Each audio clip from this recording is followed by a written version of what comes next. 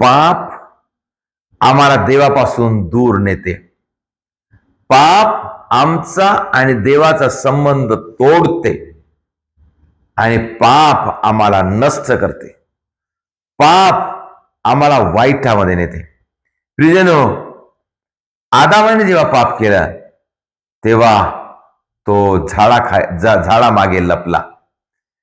जो आदाम देवासोबत रोज बोलत होता, देव आल्याची चाहूल लागल्याबरोबर देवाकडे धावून जात होता, देवाशी आनंद करत होता, तोच आदाम ज्याने जेव्हा पाप केलं तेव्हा तो लपू लागला, देवाकडे न आला नाही, देवाच्या समोर नाही आला आणि तो म्हणाला, देवा मी लपलो आहे.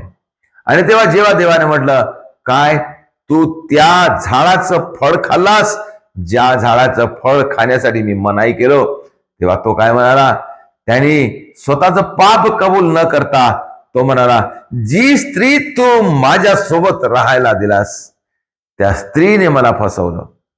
प्रियजनो, आजही आमची वृत्ती हीच आहे. जेव्हा पाप करतो तेव्हा आम्ही दुसऱ्या समोर येण्याची आम्हाला हिंमत होत नाही, खरं बोलण्याची हिंमत होत नाही, आम्ही लपवून बोलतो, आमची सत्यता नष्ट होते, आम्ही आमचे सर्वस्व नष्ट करतो.